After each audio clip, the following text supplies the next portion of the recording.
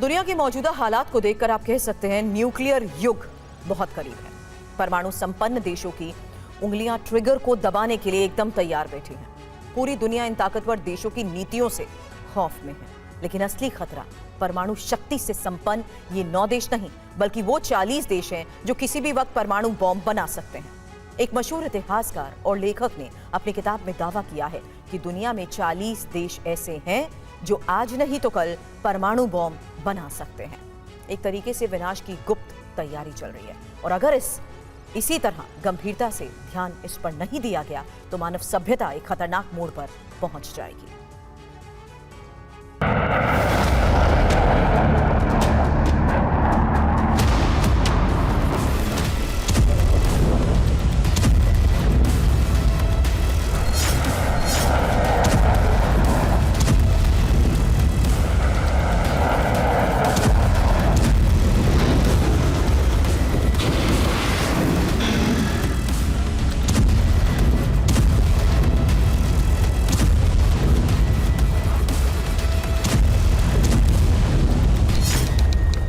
जुलाई 1945, new Mexico, America.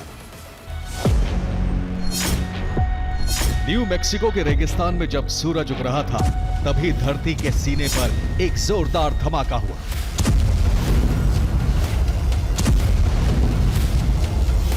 ना कोई प्राकृतिक आपदा, लेकिन धमाके की गूंज उससे कहीं ज्यादा थी।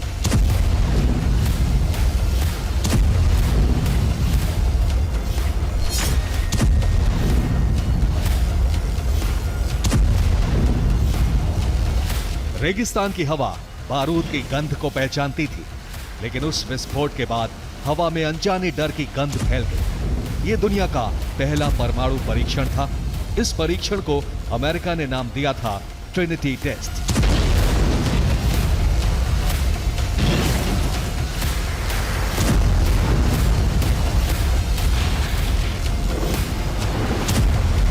इसी एक धमाके ने मानव जाति के हाथों में महाविनाश का हथियार सौंप दिया। वो हथियार जो पूरी दुनिया को खत्म करने की ताकत रखता है।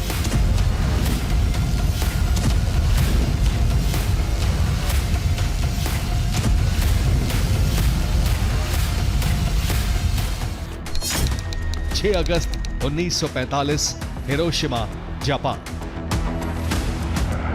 ट्रिनिटी टेस्ट के महज 3 हफ्ते बाद अमेरिका ने जापान के हिरोशिमा पर अपना परमाणु बम गिरा दिया। इस बम का नाम लिटिल बॉय था। इस परमाणु विस्फोट से वहां का तापमान अचानक 3000 डिग्री सेल्सियस से ऊपर पहुंच गया। शहर की कई इमारतें पल भर में राख हो गई और करीब 80,000 लोग परमाणु ज्वाला में भस्म हो गए। दुनिया ने पहली बार प्रलय को साक्षात देखा। 9 अगस्त 1945, नागासाकी, जापान। हिरोशिमा की राख अभी ठंडी नहीं हुई थी कि महज 3 दिन बाद 9 अगस्त को अमेरिका ने दूसरा परमाणु बम नागासाकी पर गिरा दिया। इस बम का नाम फैट मैन था। यह हिरोशिमा पर गिराए गए बम से ज्यादा ताकतवर था। इस बम ने भी वहां ऐसी तबाही मचाई जिसके निशान आज तक नागासाकी में मौजूद हैं।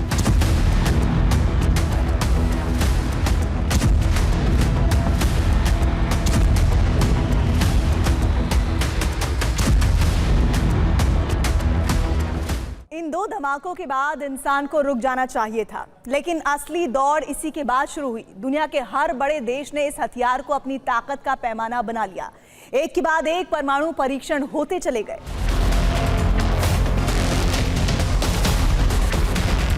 इतिहास को बारीकी से देखेंगे तो पता चलेगा कि हर बार जब किसी देश ने परमाणु हथियार बनाया तो उसका जवाब देने के लिए दूसरे देशों ने भी वैसे ही हथियार तैयार किए।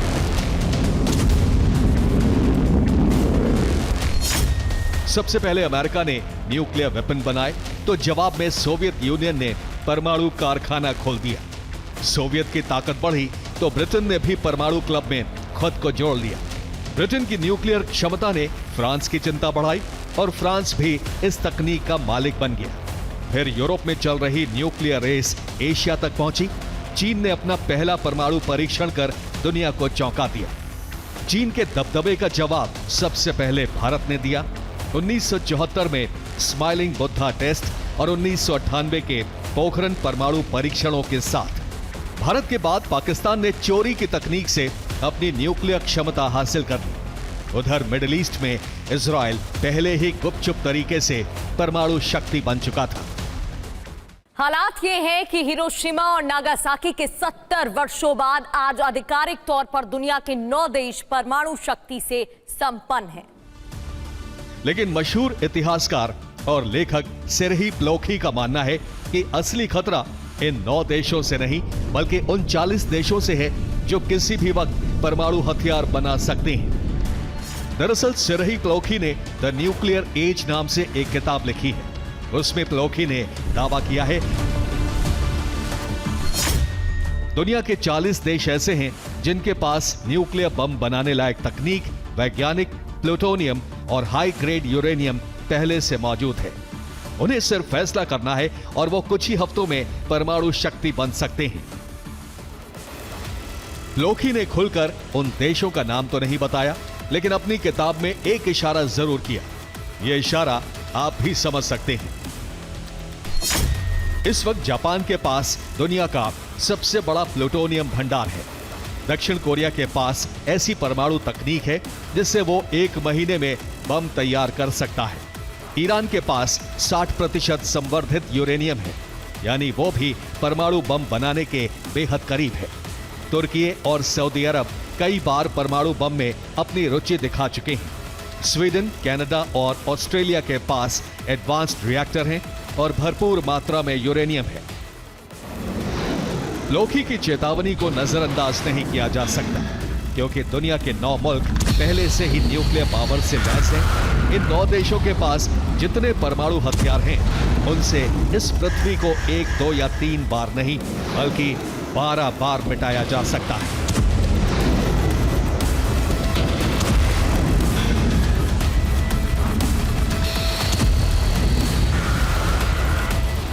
अब न्यूक्लियर ग्राउंड सिर्फ 9 देशों के खिलाड़ियों तक सीमित नहीं रह गया है। 40 ऐसे प्लेयर भी तैयार हो रहे हैं जिनके बारे में कोई नहीं जानता। सोचिए, अगर इनमें से किसी देश की सत्ता किसी तानाशाह या किसी कट्टर नेता के हाथ लग गई, तो क्या परमाणु ट्रिगर दबाने से पहले वो सोचेगा? शायद नहीं। अपनी किताब में सेर्ही प्लोखी लिखते हैं कि इस दुनिया को सिर्फ एक चीज बचाए रखती है, वो चीज है डर।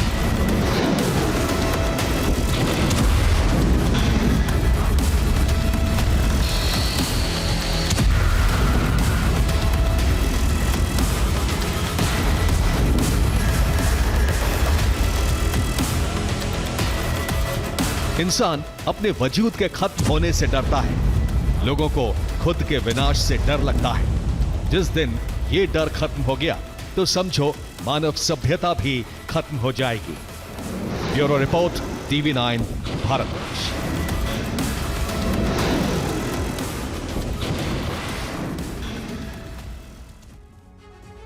सरेंडर या सर्वनाश, ये सीधा सवाल ट्रंप ने ज़ेलेंस्की से पूछा है और ट्रंप ने ज़ेलेंस्की के सामने युद्ध विराम करवाने के लिए जो शर्तें रखी हैं, उनसे पूरे यूरोपीय यूनियन में खलबली मची है। मोहलत सिर्फ 4 दिन की है। इन 4 दिनों में या तो ज़ेलेंस्की की शर्तें माननी होंगी ज़ेलेंस्की को, या फिर अमेरिका की मदद के बिना रूस से जंग लड़ने की तैयारी करनी होगी।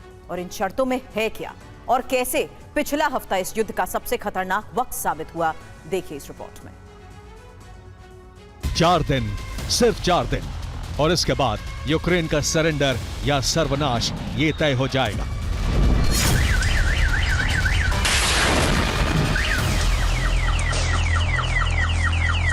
सिर्फ एक सवाल है, 3 साल 9 महीने यानी 1370 दिनों से छिड़ा युद्ध रुकेगा या यूक्रेन का फाइनल सर्वनाश शुरू होगा?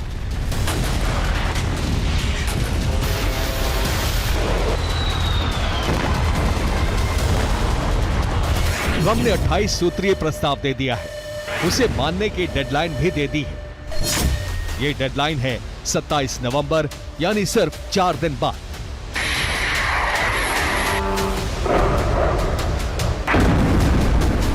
अब दुनिया की नजरें टिकी हैं कीव पर। क्या 27 नवंबर के बाद यूक्रेन की राजधानी एक घोस्ट टाउन में बदल जाएगी?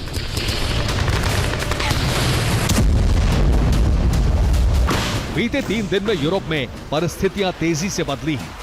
युद्ध में रूस का पलड़ा अचानक बहुत भारी हो गया है, क्योंकि ट्रंप ने जो पीस प्लान पेश किया है उसमें एक तरह से यूक्रेन के लिए आत्मसमर्पण की शर्तें हैं। इसलिए यूक्रेन से लेकर यूरोपियन यूनियन तक खलबली मची है।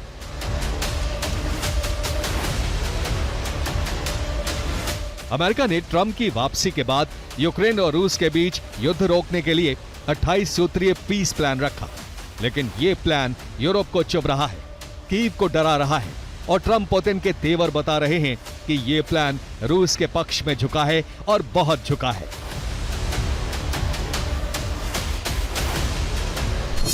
ज़ेलेंस्की को वॉशिंगटन से भेजा गया फरमान साफ है। पहली शर्त, क्रीमिया स्थायी और पूर्ण रूप से रूस का होगा। अमेरिका भी इसे मान्यता देगा। दूसरी शर्त, डोनेट्स्क और लुहांस्क के वो हिस्से जिन पर अब रूसी झंडा लहरा रहा है, यूक्रेन को उसका दावा हमेशा हमेशा के लिए छोड़ना होगा। तीसरी शर्त, यूक्रेन अपनी सेना 60% तक घटाएगा। इसके अलावा यूक्रेन से लॉन्ग रेंज मिसाइलों से हमले की क्षमता को छीना जाएगा। चौथी शर्त, कीव को नेटो में जाने का सपना भूलना होगा, अभी के लिए नहीं, हमेशा के लिए। और पांचवी शर्त, 27 नवंबर से पहले इस 28 सूत्रीय प्लान पर साइन करना होगा, वरना अमेरिका की मदद, हथियार और इंटेलिजेंस सब रोक दिया जाएगा और यूक्रेन को अपनी जंग बिना अमेरिकी मदद के लड़नी होगी। ट्रंप ने अपने अंदाज में यूक्रेन को संदेश दे दिया है। अगर ज़ेलेंस्की ने पुतिन मॉडल वाली पीस डील नहीं मानी तो रूस यूक्रेन को बर्बाद कर देगा और अमेरिका कोई मदद नहीं कर पाएगा। लेकिन ट्रंप की धमकी सिर्फ इतनी भर नहीं है। ट्रंप के कड़े अल्टीमेटम के पीछे धमकी की एक और परत छिपी है। अगर ज़ेलेंस्की ने समझौता साइन नहीं किया तो उन्हें कानूनी कार्रवाई और जवाबदेही का सामना करना पड़ सकता है।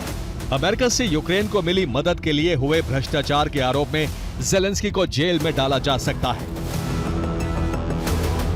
इसलिए ज़ेलेंस्की दबाव में है और ये दबाव सिर्फ वॉशिंगटन का नहीं है, मॉस्को से पुतिन का स्वर और कठोर हो गया है। अब यूक्रेन का बंटवारा तय है, क्योंकि पुतिन ने इशारा दे दिया है ज़ेलेंस्की पीस डील को मानने में जितनी देर लगाएंगे, यूक्रेन का उतना ज्यादा इलाका रूस के पास आएगा। हमले और घातक होते चले जाएंगे।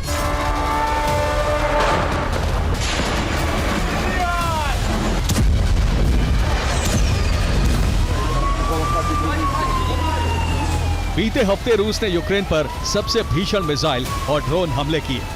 यूक्रेन के पावर ग्रिड, शहर, सैन्य ठिकाने, हर जगह से आग और राख की तस्वीरें आ रही हैं।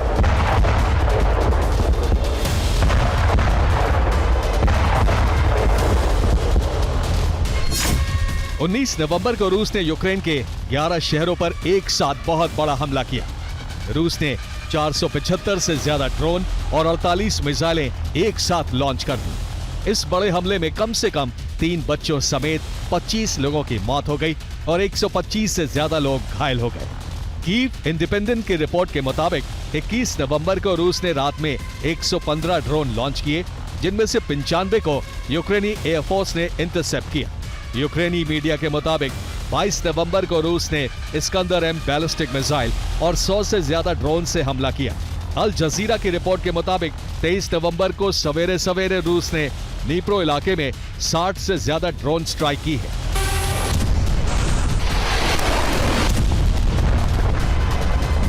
संयुक्त राष्ट्र कह रहा है पिछला हफ्ता इस युद्ध का सबसे खतरनाक हफ्ता था। यूक्रेन के आसमान में सैकड़ों ड्रोन मंडरा रहे थे। हवाई हमले के सायरन कीव से खार्किव तक चीखते रहे और 50 से ज्यादा नागरिक मारे गए।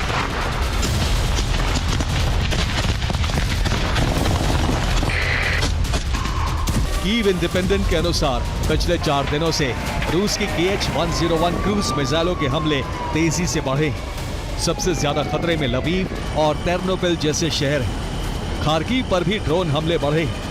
ज़ेपोरिज़िया में रूस ने कैप गाइडेड बमों का इस्तेमाल करके कई हाई राइज अपार्टमेंट बिल्डिंग्स को निशाना बनाया। रिहायशी इमारतें, अस्पताल, पोस्ट ऑफिस और पावर स्टेशन तबाह हो रहे हैं।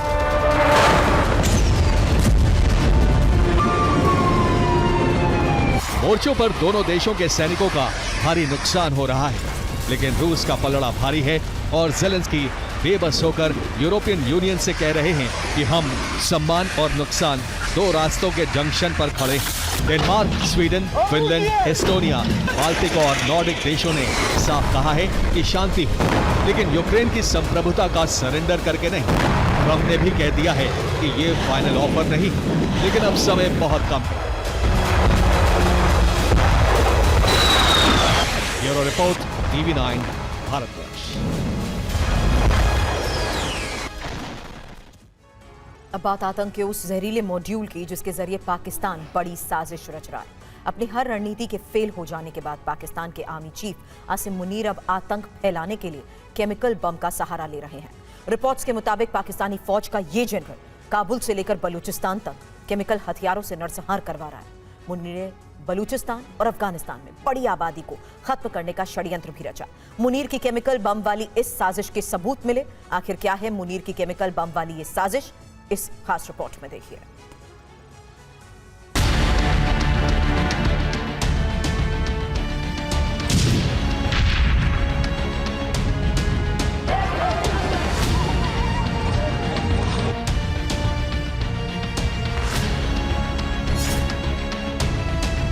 वर्दी वाले मौलाना मुनीर की आतंकी साजिशों की दाल नहीं गल रही है, तो अब पाकिस्तान के इस फील्ड मार्शल ने दहशतगर्दी का नया तरीका निकाला है। पाकिस्तान के जिहादी जनरल का एक और जहरीला हथियार सामने आया है।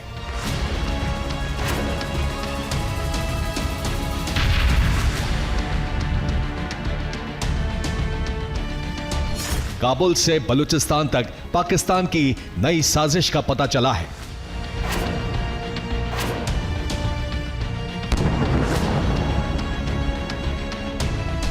मुनीर के केमिकल बम वाली साजिश बेनकाब हो गई है।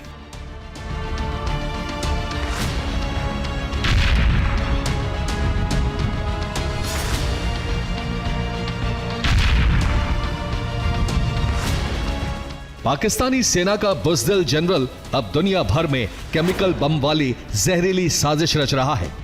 मीडिया रिपोर्ट्स के मुताबिक पाकिस्तान के इसी जहरीले जनरल ने कुछ दिन पहले अफगानिस्तान में केमिकल बम गिराए थे।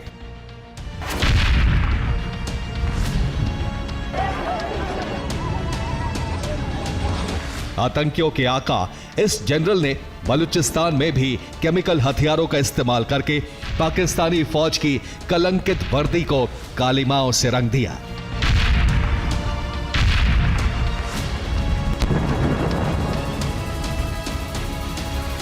ये जानकारी सामने आई है कि मुनीर के केमिकल साजिशों वाला जहरीला नेटवर्क बलूचिस्तान से लेकर काबुल तक फैला हुआ है। इतना ही नहीं, मुनीर ने अपनी इस केमिकल साजिश के तार दिल्ली तक फैला रखे हैं। आतंकियों के जरिए ऐसे केमिकल वेपन का इस्तेमाल करके मुनीर बड़ा नरसंहार करवाने की कोशिश में है। डर्टी माइंड वाले मुनीर के आतंक और केमिकल के इस कॉकटेल को लेकर मीडिया रिपोर्ट्स में जो दावे किए गए हैं, उसके मुताबिक इस नेटवर्क का मास्टरमाइंड ISI का एक टॉप ऑपरेटिव है जो मुनीर को सीधे रिपोर्ट करता है। मुनीर ने अफगानिस्तान में तालिबान की बढ़ती ताकत को रोकने के लिए गुपचुप रूप से केमिकल बम का इस्तेमाल किया था। उन्हीं जहरीले हथियारों को मुनीर ने भारत के खिलाफ भी इस्तेमाल करने की कोशिश की। अब ऐसे ही केमिकल बम का इस्तेमाल पाकिस्तान की सेना बलूचिस्तान में भी कर रही है। अरबी भाषा में मुनीर का मतलब होता है प्रकाशमान या कोई चमकीली चीज, लेकिन पाकिस्तान में आसिम मुनीर नाम का यह बदनाम और बदनीयत जनरल अपने आतंकी मंसूबों को पूरा करने के लिए किस हद तक नीचे गिर गया है, उसे समझने के लिए आपको पाकिस्तान से ही एक सबूत दिखाते हैं। बलूच नेता मीर यार बलूच ने दुनिया के सामने एक डरावना पर्दाफाश किया। बलूच नेता मीर यार बलूच ने एक्स पोस्ट करके दावा किया, बलूचिस्तान में मुनीर ने केमिकल बम से नरसंहार करवा दिया। कुछ दिन पहले पाकिस्तान की एयरफोर्स ने बलूचिस्तान के कई इलाकों पर केमिकल और फास्फोरस हथियार गिराए हैं। ड्रोन स्ट्राइक और एयर स्ट्राइक करके बलूचिस्तान की जमीन पर जहरीला केमिकल स्प्रे किए जा रहे हैं और बड़ी तादाद में बेकसूर लोग मारे जा रहे हैं। पाकिस्तानी जनरल आसिम मुनीर के केमिकल बम वाली जहरीली साजिश को लेकर बलूचिस्तान के लीडर मीर बलूच के दावों पर यकीन करें तो पाकिस्तान की एयरफोर्स लगभग हर दिन बलूचिस्तान में 50 से ज्यादा इलाकों पर एयर पेट्रोलिंग कर रही है। इसमें कलात, खुजदार, मंगचर, बोलन, कोहलू, कहान, चगाई, पंजगुर और नौशकी इलाके शामिल हैं। वहां ड्रोन हमलों की भी जानकारी मिली है। पाकिस्तानी आर्मी के हवाई हमलों से बलूचिस्तान के कई रिहायशी इलाकों में आग लग गई। चट्टानों और मलबे में केमिकल कणों में बदली हुई अजीब चीजें पाई गईं।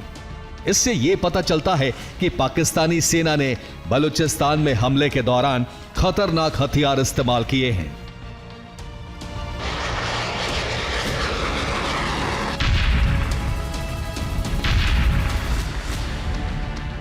जिस आशंका को बलूच नेता मीर यार बलोच ने जताया है, वही बात बलूचिस्तान की आवाम कई बरसों से चीख चीख कर पूरी दुनिया से कहती रही है। लेकिन पाकिस्तानी जनरल और उसकी सेना कभी बूट और बुलेट से तो कभी बम बारूद से उनकी आवाजों को दबाती रही है। कुछ दिन पहले बलूचिस्तान के एक सांसद डॉक्टर अख्तर मेंगल ने भी पाकिस्तान की संसद में मुनीर की जहरीली साजिशों को बेनकाब किया था। डॉक्टर अख्तर मेंगल ने कहा था कि एक मेडिकल कॉलेज में बलूचिस्तान के लोगों के सैकड़ों शव बेहद खराब हालत में पाए गए थे। कोई नहीं जानता कि उन लोगों के साथ क्या किया गया। बलूच नेताओं के अनुसार पाकिस्तान केमिकल वेपन्स कन्वेंशन यानी CWC का हिस्सा है, लेकिन पाकिस्तानी जनरल आसिम मुनीर प्रतिबंधित केमिकल हथियारों का इस्तेमाल कर रहे हैं।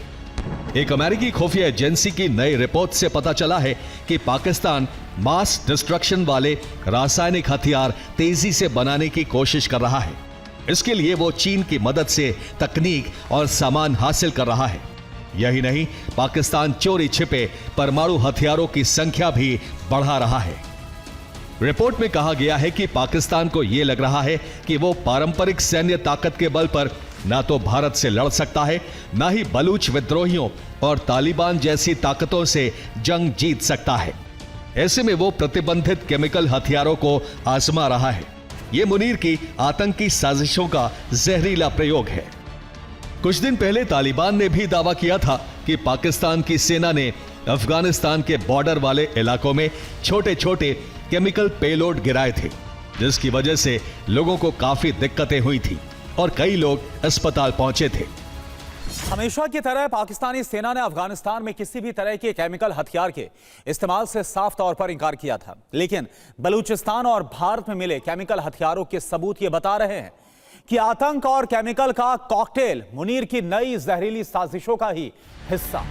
हाल ही में गुजरात एंटी टेररिज्म स्क्वाड यानी गुजरात ATS ने एक बड़ी आतंकी साजिश का भंडाफोड़ करते हुए 3 आतंकियों को गिरफ्तार किया है। जांच में पता चला कि ये आतंकी रेसिन जैसे घातक रसायन के इस्तेमाल की तैयारी में जुटे थे।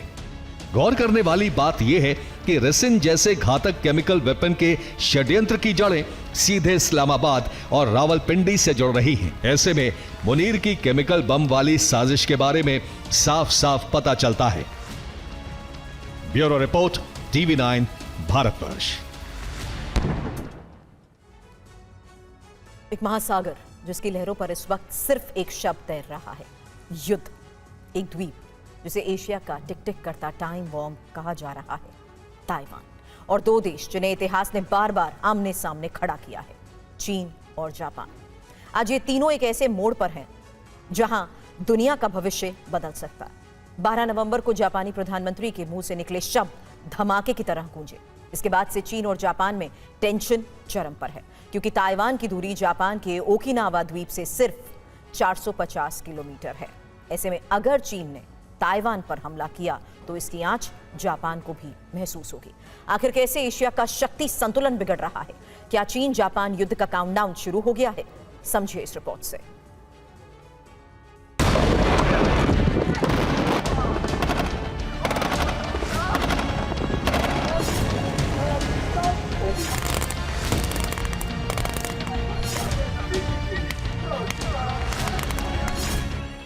क्या दुनिया में एक नया वॉर फ्रंट खुलने जा रहा है? क्या ताइवान को लेकर अब चीन और जापान में महायुद्ध का सारन बज गया है?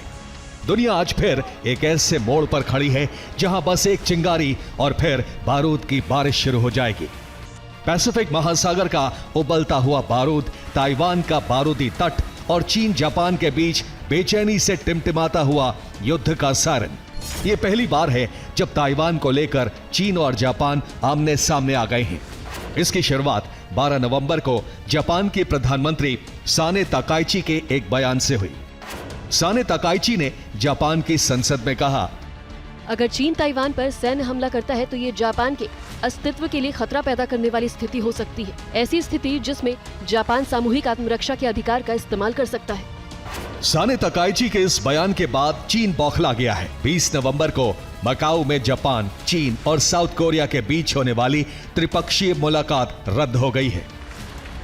इसके अलावा चीन ने जापान को 4 राजनीतिक दस्तावेज याद दिलाए हैं। चीनी विदेश मंत्रालय के प्रवक्ता ने कहा, 80 साल पहले ताइवान द्वीप पर चीनी सेना और नागरिकों ने बहादुरी से लड़ाई लड़ी और जापानी हमलावरों को हराया था। इसके बाद समझौते के तहत ताइवान चीन को लौटाया गया था। अब वो 4 राजनीतिक दस्तावेज भी देख लीजिए। समझौते में ताइवान को चीन का हिस्सा बताया गया। 1978 चीन जापान मित्रता संधि, शांतिपूर्ण सह अस्तित्व और मैत्रीपूर्ण सहयोग पर मोहर। 1998 चीन जापान समझौता, 21वीं सदी के लिए दोस्ती और सहयोग की नई साझेदारी। 2008 चीन जापान रणनीतिक सहयोग, आपसी संबंधों को आगे बढ़ाने पर जोर। लेकिन जापान ऐसे किसी भी समझौते को मानने को तैयार नहीं है। इसके अलावा जापान ने ऐसा कुछ किया है जिसने आग में घी का काम किया है। टोक्यो ने वो कर दिया है जो उसने द्वितीय विश्व युद्ध के बाद कभी नहीं किया था। जापान ने अमेरिका को पैट्रियट मिसाइल सिस्टम एक्सपोर्ट कर दिया है। जापान ने द्वितीय विश्व युद्ध के बाद सैन्य निर्यात पर रोक लगा दी थी, लेकिन आज जापान का चेहरा बदल चुका है। ताकाइची सरकार सुरक्षा नीति को आक्रामक मोड में ले आई है। इससे भी चीन भड़का हुआ है। जापान द्वितीय विश्व युद्ध के बाद से ही अमेरिका का करीबी सहयोगी है। चीन का जापान और अमेरिका से गंभीर विवाद है। चीन और जापान पूर्वी चीन सागर में द्वीपों को लेकर आमने सामने हैं। कई बार दोनों देशों की नौसेनाओं में भिड़ंत भी हो चुकी है और अब जापान दुनिया को हाई एंड मिसाइल सिस्टम बेच रहा है। ऐसे में चीन ने जापान पर क्षेत्रीय शांति को भड़काने का आरोप लगाया है।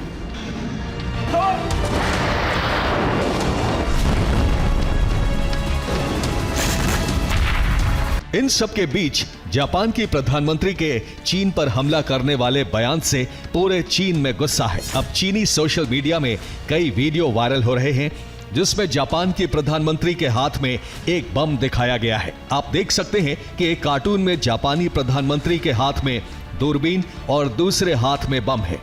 वो एक जहाज पर खड़ी हैं, तभी नीचे गिर जाती हैं और शिप में आग लग जाती है। इसके अलावा ऐसे भी स्केच वायरल किए जा रहे हैं जिसमें जापानी प्रधानमंत्री जापान के संविधान को आग लगाती हुई दिखाई दे रही हैं। जबकि इसके बाद एक और स्केच दिखाया गया है जिसमें वो बम के ढेर पर बैठी हैं और उन्हें डेटोनेट करती हुई दिख रही हैं। तो वही जापानी प्रधानमंत्री के बयान के बाद ताइवान भी खुलकर समर्थन में उतर आया है।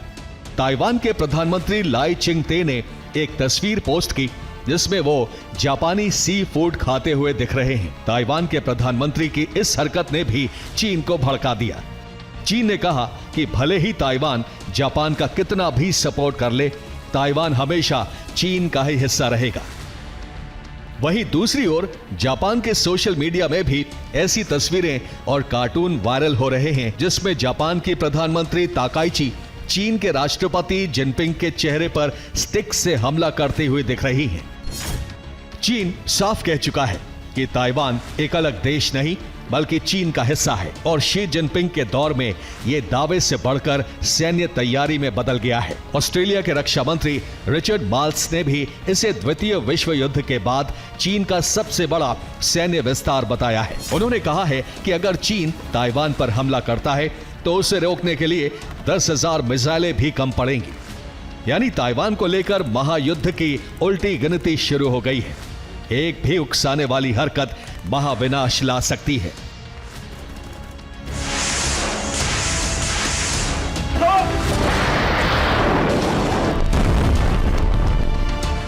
Bureau report, TV9 Bharatvarsh.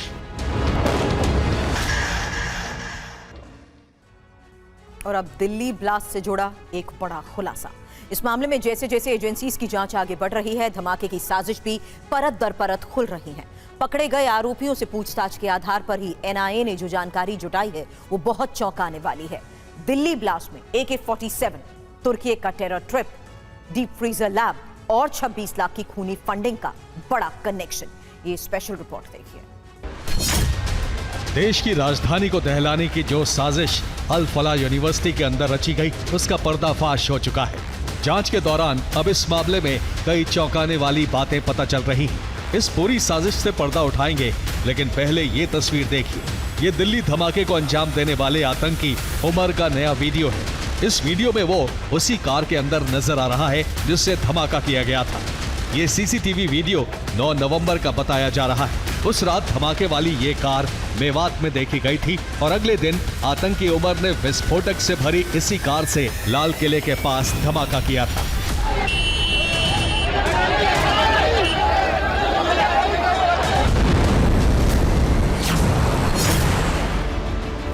सूत्रों के हवाले से खबर है कि दिल्ली ब्लास्ट को अंजाम देने के लिए आतंकी डॉक्टरों ने सेल्फ फंडिंग का फॉर्मूला अपनाया था। यानी इस आतंकी साजिश में शामिल हर एक डॉक्टर ने अपनी जेब से पैसे लगाए थे।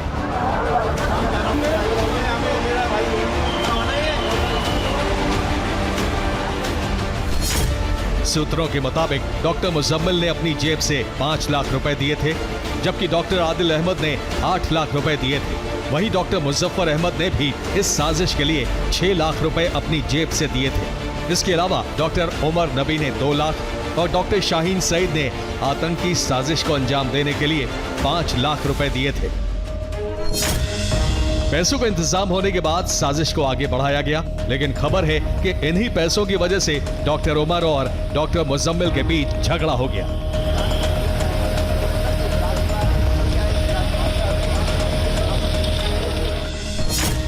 सूत्रों के मुताबिक 26 लाख रुपयों के लिए डॉक्टर उमर और डॉक्टर मुजम्मिल के बीच झगड़ा हुआ।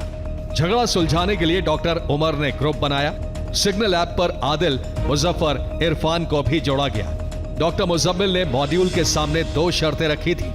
झगड़े के बाद उमर ने अपनी कार मुजम्मिल को दी। मुजम्मिल ने कहा, पैसे लौटाओ या सामान मेरे पास रखो। मॉड्यूल ने सारा विस्फोटक मुजम्मिल के पास रख दिया। 9 नवंबर को यही विस्फोटक मुजम्मिल के पास से बरामद हुआ। आतंकी साजिश को अंजाम देने के लिए उमर और मुजम्मिल ने कई प्लान बनाए थे। इमरजेंसी सिचुएशन के लिए मुजम्मिल ने एक AK-47 खरीदी थी। सूत्रों के मुताबिक यह राइफल 6.5 लाख रुपए में खरीदी गई थी, जो बाद में डॉक्टर आदिल के लॉकर से रिकवर हुई। अब जरा इस सफेद पोश आतंकी मॉड्यूल के असली दिमाग पर नजर डालते हैं, यानी इनके नेटवर्क पर। डॉक्टर उमर और डॉक्टर मुजम्मिल दोनों अलग अलग हैंडलर्स के अंडर काम कर रहे थे। उमर के हैंडलर का नाम था हाशिम और मुजम्मिल के हैंडलर का नाम था मंसूर। लेकिन इन सब के ऊपर आतंकियों का एक बॉस था जिसका नाम है इब्राहिम। यही इब्राहिम पूरे आतंकी नेटवर्क को कमांड और कंट्रोल कर रहा था। सूत्रों के मुताबिक 2022 में डॉक्टर मुजम्मिल, डॉक्टर आदिल और मुजफ्फर तुर्की गए थे।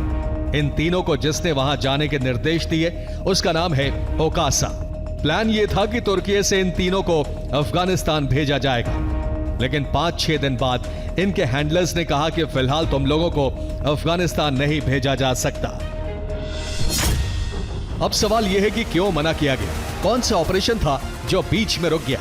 एनआईए इस कड़ी को जोड़ रही है। अब तक की जांच में पता चला है कि धमाकों की यह साजिश सिर्फ एक शहर तक सीमित नहीं थी। आतंकी मॉड्यूल कई शहरों में ब्लास्ट करना चाहता था। इसके लिए डॉक्टर उमर ने एक डीप फ्रीजर खरीदा था। इस डीप फ्रीजर में विस्फोटक सामग्री स्टोर की गई। एनआईए अब उस पूरे नेटवर्क को ट्रैक कर रही है जहां विदेशी हैंडलर्स, टेलीग्राम चैट्स, हथियार डील, विस्फोटक और केमिकल लैब सभी एक ही मॉड्यूल से जुड़े हुए हैं। Bureau report, TV9, Bharatvarsh.